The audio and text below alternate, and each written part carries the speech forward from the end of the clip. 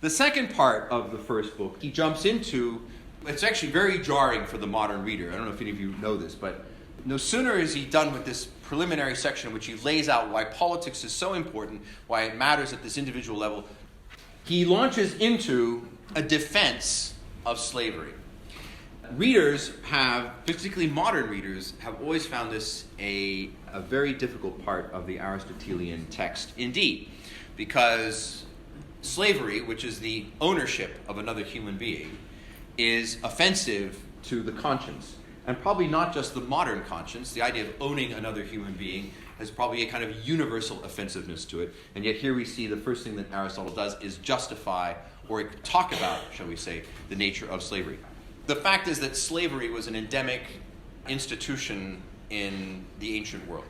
So it's not surprising to find this figure show up in these texts because it was so central to the way in which life happened back then. And the idea would be typically that slaves were a form of war booty. So if you conquered somebody in battle, then you would bring back people as slaves. So the fact that we find it in these different texts simply reflects the ubiquity of the institution in the ancient world. The problem is that he talks about it immediately in the context of politics. So in a way, it's almost as if he acknowledges that the argument he's raising for man is a political animal, well, what about a slave? If man is a political animal, what is then the defense for this idea that one man can own another human being? If we're political animals and the idea is speech that persuades, how is this consistent with essentially subordinating the individual into the status of ownership? Because actually, if you think about it, that robs the individual of her sort of humanity, reduces her to an object that can be traded or exchanged, which we would think is incompatible with this reading of human beings that he's presenting to us. No one is persuaded to be a slave. So that's, I think, why he starts with this question, because having laid out this idea that we are political by nature, and yet we have this institution of slavery, you would then suggest that, well, the persistence of slaves would seem to argue against what Aristotle is saying. So therefore, I think is probably one of the reasons why he addresses it first on. What he does, in order to rescue his argument, and I accept that to modern readers this will not sound like much of a solution to the problem, but what he does is he essentially distinguishes what he calls conventional slavery from what he calls natural slavery, which is curious because he recognizes that there is such a thing as that slavery is a convention. But then he goes further and says, well, okay, but it's not just a convention, it is also by nature. What does he mean by this? Well, conventional slavery means, do we all know what the word convention means? Meaning it's simply a tradition, it's something that we recognize as being done. The idea is that you would go to battle with some neighboring city, and if you won the battle, you would take back people and turn them into slaves, and their descendants would also be slaves. That's a conventional form of slavery. It is possession of another human being as a result of war that is then reproduced. The problem for Aristotle is that he distinguishes it from natural slavery and says that sometimes people who are enslaved for conventional reasons don't actually deserve to be enslaved. And so his problem with the institution of slavery is not around the principle of an ownership of one human being by another. It is instead that slavery as it is practiced what we might say inefficiently or poorly, which is to say that some people who shouldn't be slaves are slaves, and some people who should be slaves are not. So the conventional form of slavery and the natural form of slavery don't overlap. The reason he may be forced into this is because of how he defines what makes someone, as he calls it, by their nature, a slave. What is it that makes you deserve to be owned by somebody else? If you have the capacity for persuasive speech, capacity for logos, you are therefore a political animal. So in Aristotle's reading, what characterizes natural slavery are people who lack logos. We might say today, dumb people, maybe, in a kind of colloquial sense. People who are not very, very smart. So people who lack the capacity to frame their thinking, their speech, according to reasonableness and persuasiveness. Since, therefore, not everybody has logos, they are exempted from this idea of the zoon politikon. They are not political animals, and therefore they can be treated, essentially, go back to the foot, he says, either a beast or a god. You don't treat them like gods. Instead, you treat them like you would your dog, like a beast, because they lack this kind of key element of logos. They're not quite like beasts because they have one characteristic that an animal lacks, which is, although they have no logos of their own, they can nonetheless recognize the logos in others. They will recognize your capacity of logos, even if they themselves don't have it. And so in this concept then of natural slavery, it essentially creates a kind of unequal relationship between those whom, let's say, nature has selected for intelligence, reasonable, persuasive speech, and those whom nature has selected for a lack of intelligence, people who lack reason and persuasive speech. So one of the questions that we're left with in Book 1 of Aristotle is, if the conventional form of slavery and the natural form of slavery don't overlap, can slavery be justified? Aristotle doesn't answer that question for us, but some scholars have tried to rescue Aristotle's discussion of slavery by essentially stating, because of the imperfect link between those, therefore you could de facto read that he's against the institution. Well, it's not clear that he's against it. I mean, I invite you to read his own. It's a very difficult passage in Book 1. I mean, he says very clearly, the slave belongs to the body of the master. So he could not be clearer in terms of articulating and supporting this idea of the slave as the property of an owner. That's as clear as it can get. What is less clear is the problems created if the conventional form of slavery, people captured in warfare and brought back to the city and stripped of their humanity and placed into an ownership relationship, when that convenes the natural slavery that he identifies, if that means, therefore, that the institution of slavery should be abolished. He doesn't tell us that, but you might be able to infer that from the text, if you wish. For our purposes here, what we want to simply note that it creates a relationship between an owner and the slave, which is an imbalance or an unequal proportioning of logos. The owner has logos, the slave can only understand logos. And so in a sense, it's a kind of political relationship. The political relationship in that case is sort of one-sided, kind of oligarchy that's there. The reason he jumps into slavery is part of this larger discussion at the second half of Book 1, which is the question of what makes up the household. So the question of slavery is underneath the idea of the household. And he has 4 elements of the household. He has slaves, which is property, wealth, marriage, and children. These are essentially the constituent elements of the household for Aristotle. His discussion of slavery takes place in this larger context of what makes up the household.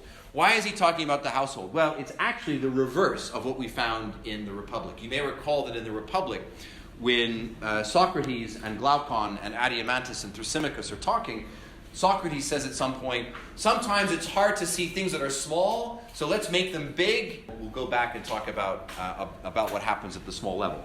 So he says that in the Republic, he says, the state is made up of individuals, therefore the state is easier to see, so we'll talk about the state, and then we'll come back to the individual. Aristotle reverses this idea. He asks, what makes up a city? What makes up the polis? A polis is made up of households. So he says, insofar as the polis is composed of households, let's first look at the household, let's look at the small thing, and from there we'll move to the big thing. So it's an inversion of the Platonic method. Instead of going from the big to the small, what Aristotle wants to do is to reverse it, to go from the small to the big. So this is why he discusses the household. And inside each of these relationships, owners to slaves, proprietor to wealth, husband to wife, and parents to children, each of those, for Aristotle, has a specific or special political characteristic. Within the household, there are all these different kinds of politics that happen. So therefore, we can gain some insights by looking into the household, because when you start to appreciate the politics that you practice with your slave, with your wife, with your children, with your wealth, it's the first step in recognizing both yourself as a political animal and then learning how to practice a better form of politics. We don't have too much time, so I'll go over very quickly a few things that he says that matters. We talked about the question of slaves, right? So we see that the relationship of the owner to his slave is built around the principle of an unequal distribution of logos. In fact, a one-sided distribution of logos. As such, the role of the slave is to obey, because absent the capacity for reasonable or persuasive speech, the slave simply needs to be told what to do. So it's like a monarchical relationship in this case. The principle of wealth, there's an art, a skill, if you will, to how we acquire wealth, and what governs that skill then is this principle of moderation, knowing our limits. We'll see why that matters a little bit later when we come back on Wednesday, because this principle of moderation that he sees as embedded in the household is linked to the to the nature of how we should acquire things, then has important ramifications for how he sees the state. In general, the point is, everything that defines your household, according to Aristotle, is defined by a political relationship. So insofar as it's a political relationship, it then maps out onto this larger politics that can be practiced at the level of the polis. The next one is marriage. This is quite interesting. He says, of household management, there are three parts. One is the ruler of master over slave, another of a father, and a third of a husband. The question is, what are the conditions that do all of these things? And you'll see that he talks about the relationship that takes place inside of a marriage. Now, we've already looked at the role of the female body in Greek society, right? The role of women in Greek society. We may recall that we noted that the Republic was transgressive in that it gave what would typically be the private role of the woman a public role in the context of the Republic. So one might think that the female, as a sort of inferior subject from the point of view of the ancient Greeks, would be a bit like the slave in the sense that the husband has a kind of ownership over the wife. But is that in fact what Aristotle says? And he says no, because unlike the slave, the woman is perfectly capable of logos. She has the capacity for reasonable and persuasive speech. So therefore, she's not a slave. She actually is her own independent entity. She has her own, if you will, political agency. But she lacks one crucial thing that strips her of her political power, that strips her of her political role. She lacks authority. So she has logos, but she has no authority. She lacks the kind of power to be able to put her logos to work. And because she lacks authority, therefore she's subordinate to her husband. And indeed, he says, in the text, that's what makes me laugh, he says, silence is a woman's glory. Ladies in the room, be grateful you don't live in ancient Greece. Silence is a woman's glory. Yes, they have the capacity for reasonable speech, but we don't want to hear it. So they should just be quiet and stay in the kitchen, in the bedroom. It's sort of that kind of an idea. However, the important thing that comes out of this rampant sexism is that because a woman has logos, it means that the monarchical, this relationship that we see in the context of slavery between the owner and the slave, cannot apply in the context of a marriage. A woman, as she is perfectly capable of logos, in other words, both providing and comprehending persuasive, reasonable arguments, it means that a marriage is not a coercive environment, it is a rule-bound environment. That the relationship between a husband and wife is a relationship governed by rules. That there have to be rules that are there, and those rules need to be agreeable to the parties to the rules. What do we call a kind of politics governed by rules? What's the document that we use where a society puts down its rules? A constitution, exactly. So for Aristotle, a marriage is a form of constitutionalism between the authority of the husband and the logos of the wife, who has less authority than her husband, but nonetheless cannot simply be commanded, ordered, but instead needs to be convinced. And so the paternal or the male figure in the marriage, although having more authority, simply can't impose over the way he can, say, against a slave. For the slave has no deliberative faculty at all. So the slave lacks the intelligence to be able to frame these reasonable arguments. The woman does have a deliberative faculty, but he says it is without authority. So she's perfectly capable of reasonable speech, but she doesn't have the authority to actualize it. But I would note, I think the one thing that sort of, despite the kind of the retrograde views, that nonetheless claims for the female body the full set of characteristics that define who we are as political animals. So he doesn't consider the female body as like the enslaved body. The idea then is that inside the household, we have these different forms of politics. So we have monarchy. We have this principle of moderation, and we'll come back to exactly how that's political. We have the idea of constitutionalism.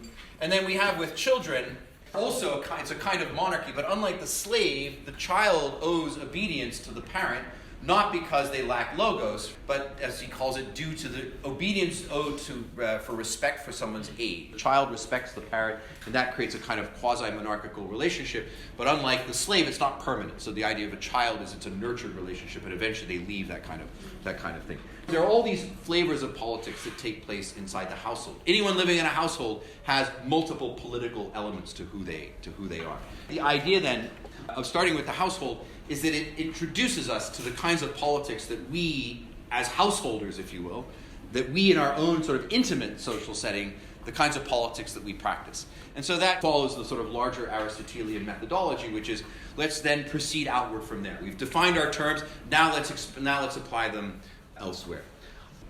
Essentially, the discussion of the Republic in Book 2 is part of a larger discussion in which Aristotle, before he proceeds to think about politics positively, or even normatively, and we'll come back to that idea of what I mean by Aristotle's normative politics, the first thing he does is he considers existing political examples. So he says, okay, we've talked about the kinds of politics that we see emerging in the household. Now let's look at some examples of what politics looks like in other places. He then uses examples from the Republic as part of this larger discussion. The Republic represents a kind of politics, an imagined politics, that he then sets alongside examples of real politics. And so he gives these kinds of things. For example, at 1261b, he objects to, for instance, Plato's idea of communal property. What's the role of property in the state? You may recall that in the Republic, in order for the guardians to have the interest of the community at heart, Plato advocates that they not have private property, that the property of the guardians be entirely of the state, and that they exist outside of a paradigm of private property. Aristotle rejects that idea. He says that's an absurd idea to not allow to have private property. It's not just because private property is some sort of important principle. Private property creates something. It creates skin in the game, a stake in the system. It creates the idea of something called mine. And if something is mine, what will I feel about it? I will want to take care of it and defend it. So for Aristotle, this question of the guardians existing in this environment of communal ownership makes no sense. Why would they be motivated to defend something they can't themselves claim ownership to? The things you care about are the things that you can, in some ways, consider to be yours, mine, this kind of sense of personal ownership. So as he says, that all persons call the same thing mine in the sense in which each does, so may be a fine thing, but it is impracticable. If it's all collective, yes, maybe it's yours in the sense that you can use it, but if it belongs to everybody, the sense of it being yours, the sense of my ability to say it's mine, this collapses into meaninglessness, and therefore, as he says, is impracticable. At the beginning of Book 2, he reminds us then why he's engaging this inquiry. He says, our purpose is to consider what form of political community is best of all for those of us who are most able to realize their eudaimonia, their state of life. And so therefore we launch into this question of what should we do, what should we not do. So in his discussion then of Plato, he rejects these kinds of key elements that Plato had put forward. He is dismissive of the way in which Plato redefines the family, actually for somewhat similar reasons. The idea that your children are taken from you and raised in this kind of collective fashion, what does it mean? It means that the father's relationship to his child is no longer one of mine, and so therefore, similarly, for Aristotle, it collapses into a kind of impracticability. I won't go through all of these things because it's pretty straightforward to read them, and so for those of you who want to write about this topic, you'll find it in the first part of Book 2. It's pretty straightforward. The one thing I do want to pull out of that critique of Plato is something that he says at 1262b. He says, this community of wives and children seem better suited to the husbandmen than to the guardians. He's talking about this sort of destruction of the family unit that we encountered in the Republic. For if they have wives and children in common, they will be bound to one another by weaker ties, as a subject class should be, and they will remain obedient and not rebel. It's not the guardians who should have wives and children in common, since it dissolves social bonds. It should be the people who are below them, since it will weaken their bonds and therefore make them less inclined to rebel. He says, in a word, the result of such a law would be just the opposite of that which good laws ought to have, and the intention of Socrates in making these regulations about women and children would defeat itself. And he says something very interesting that follows from there. He says, for friendship, we believe to be the greatest good of states and what preserves them against revolutions. It's worth reading that again. Friendship, we believe, to be the greatest good of states and what best preserves them against revolutions. What does that mean? If you think about it, the idea of friendship, right? Where does friendship derive from? It derives from social relationships, right? It means knowing people and having some sense of attachment to them. What makes somebody your friend? Common interest, that you have agreed upon rules that you respect, that work in the interests of everybody. A friendship, what kind of a relationship is a friendship? It's not a paternal relationship. It's not a blood relationship. What would Aristotle call friendship? What kind of a relationship? a political relationship, a friendship anchored by mutually understood rules, driven by common interest, and informed by a certain kind of politics, that he says this is the greatest good in the state and what preserves it from revolution. And that actually embeds into the concept of the state this notion then that we are not just in this kind of household setting, but beyond the household, in the relationships that we have with other people, that what matters then is the kind of politics that we find therein. If we practice the right kind of politics, namely the kinds of politics that reward us with friendships, that's the kind of politics that also will prevent the city from falling into disorder or, as he says, rebellion. That's what keeps order inside the polis. Let's talk also, he also has a comment on education.